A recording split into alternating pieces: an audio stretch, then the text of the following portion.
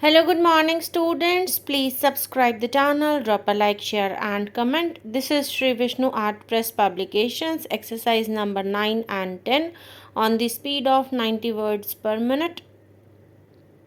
Start.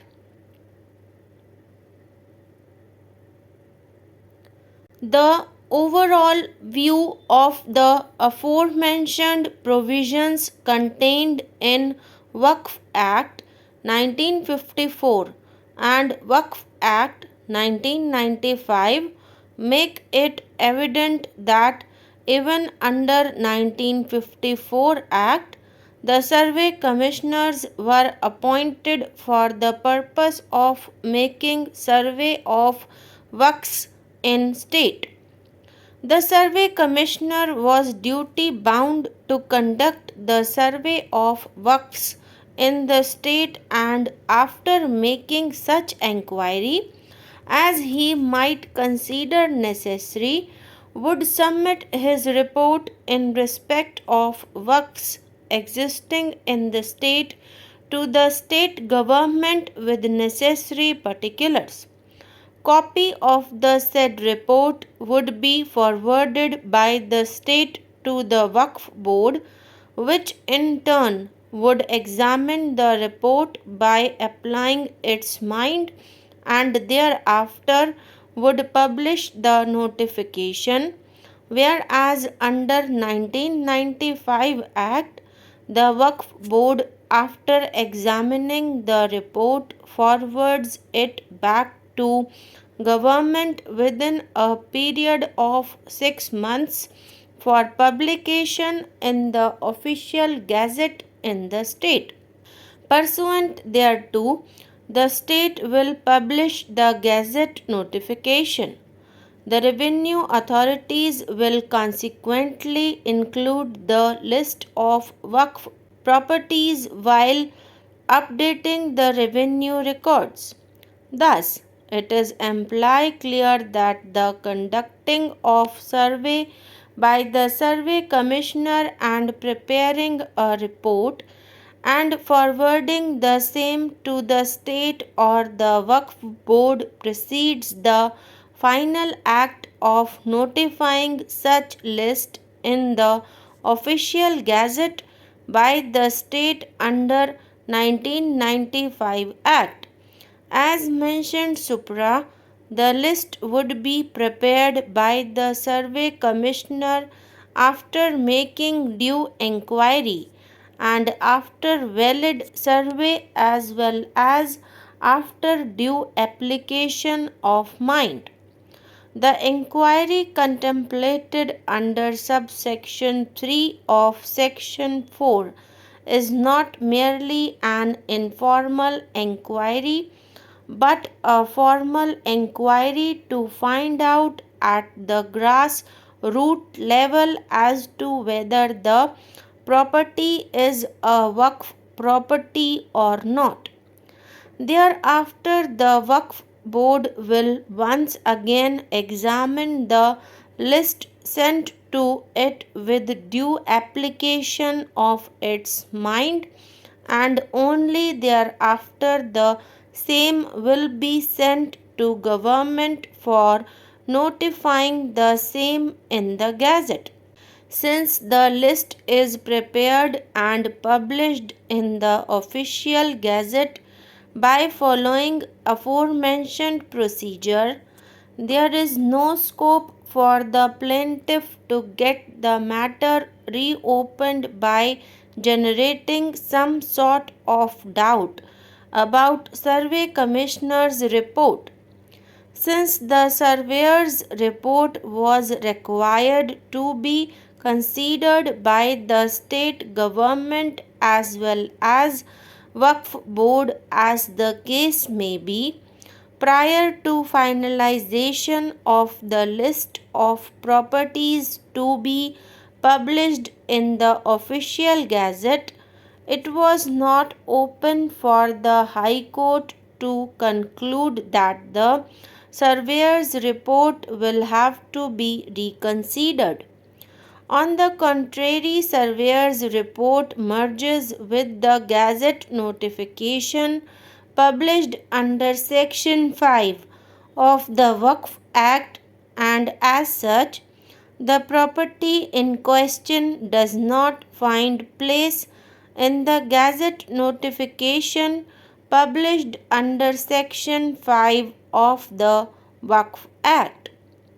If anybody, including the Waqf board or the plaintiff, was aggrieved by such non inclusion of the property in the list notified, the aggrieved person should have raised the dispute under Section 6 within a period of 1 year from the date of publication of the Gazette notification in the matter. In the case at hand, it is clear crystal that on the basis of a complaint made by a member of the Legislative Assembly, an inquiry was directed to be held. It has been innocuously stated that the complaint was relating to illegal selection on the ground that the appellant did not possess the requisite qualification and was appointed to the post of chest therapist. The report that was submitted by the Cabinet Vigilance Department eloquently states about the conduct and character of the appellant. The stand taken in the counter affidavit indicates about the behavior of the appellant. It is also noticeable that the authorities, after issuing the notice to show cause and obtaining a reply from the delinquent employee, did not supply the documents. Be that as it may, no regular inquiry was held, and he was visited with the punishment of dismissal. It is well settled in law that if an ex parte inquiry is held behind the back of the delinquent employee, there are stigmatic remarks that would constitute foundation and not the motive. Therefore, when the inquiry commenced and thereafter without framing of charges or without holding an inquiry the delinquent employee was dismissed, there is clear violation of principles of natural justice. It cannot be equated with a situation of dropping of the disciplinary proceedings and passing an order of termination simpliciter. In that event, it would have been motive and could not have travelled to the realm of the foundation. We may hasten to add that had the appellant would have been visited with minor punishment, the matter possibly would have been totally different. It is also not the case that he was terminated solely on the ground of earlier punishment. In fact, he continued in service thereafter, as the report would reflect that there are many allegations subsequent to the imposition of punishment relating to his conduct, misbehavior, and disobedience.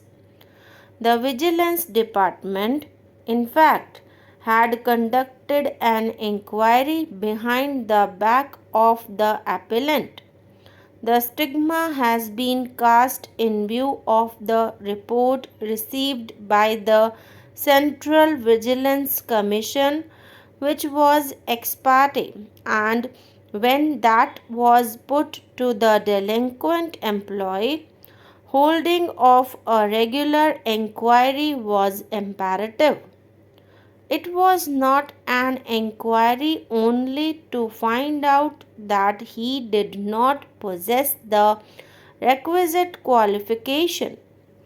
Had that been so, the matter would have been altogether different. The allegations in the report of the Vigilance Department pertain to his misbehavior, conduct, and his dealing with the officers, and the same also gets accentuated by the stand taken in the counter affidavit. Thus, by no stretch of imagination it can be accepted that it is termination simpliciter. The division bench has expressed the view that no departmental inquiry was required to be held, as it was only an inquiry to find out the necessary qualification for the post of chest therapist. Had the factual score been so, the said analysis would have been treated as correct, but unfortunately, the exposition of factual matrix is absolutely different.